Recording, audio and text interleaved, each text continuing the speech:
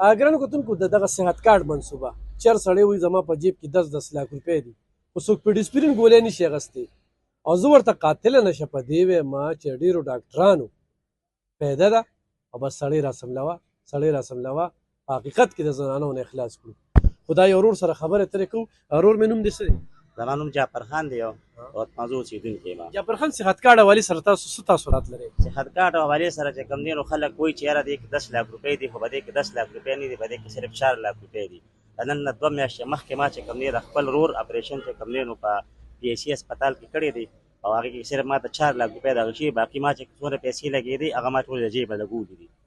ها لکه دوايان هم راکوي یو ور څه چې کوم دی نو راکوي یاره دوايي نه ما چې کوم دی خپلې اخیستې وې پې شوې په پیسو باندې بهر اوس هم بهر نه وړم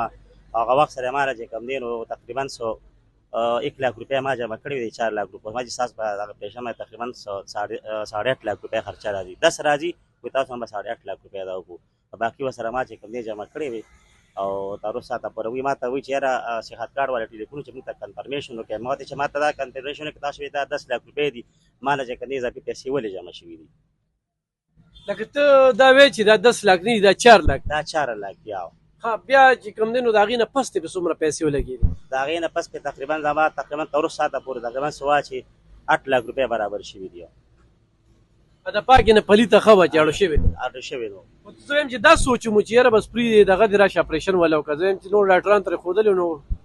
سرجي هغه چې زه لاړم هسپتال ما ته په ایمرجنسي کې وي چې هسه کار ته سبا خپل مریض راواله ټلیفون راپسې وکړه او ستاسو موږ اپریشن کوو چې سنګل ته کې ورسېدم ما چې کوم دی ما ته ټیک ته اپریشن کوو هغه چې داخله وکړه ما ته چې کوم دی وخت سره اوس 80,000 روپۍ چې کوم دی موږ سره په بینک باندې جمع کړه ما ته چې پیسې په دې خرچه څومره راځي په دې 8.5 لاک روپۍ نه دا خو 10 لاک روپۍ دي هغه وایي چې نه په صحت کارت کې اوس 4 لاک روپۍ دي په باقي به ته جمع کړې او باقي چې بیا څه پروسس کې او بیا هغې سره کوو نو رفتن په رفتن موږ 10-15 دن چې کوم دی په هسپتال کې هغې کې موږ ته چې کوم دی نو وینه پرووایډ شو خو هغې کې هم بیا موږ پیسې به جمع کولې وخت تر وخت کله به یې 10,000 جمع کړه کله به یې 20,000 جمع کړه کله به یې 5,000 جمع کړه پوه شوې دا ردي دي څومره پیسې جمع کړې وې؟ هغه وخت سره ما په بینک باندې چې کوم دی نو 80,000 روپۍ جمع کړې وې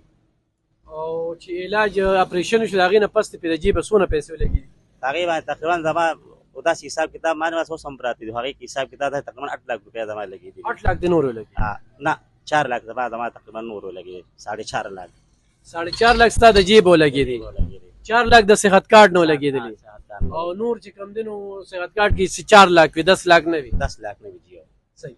ګرانو کتونکو دا خو د دې یو ورور انټرویو ده داسې زه تاسو ته د یو شمېر خلکو انټرویو ښودی شمه چې هلته کې خو زه دوی وایي 10 لاک دي خو دا ګرنټي راله نشي راکولی چې 10 لاک هلته دي نو 10 لاک یا 5 لاک یا 3 لاک دی په بار لګولي دي بار د پیسو نه دا خلک خلاص کړل نو دغه د دوی یو منصوبه وه چې د دوی د غبن د کرپشن او د دوی د پیداګیر یو ډېره لویه منصوبه ده او د صوبې د تباهۍ او د قرضدارۍ منصوبه ده.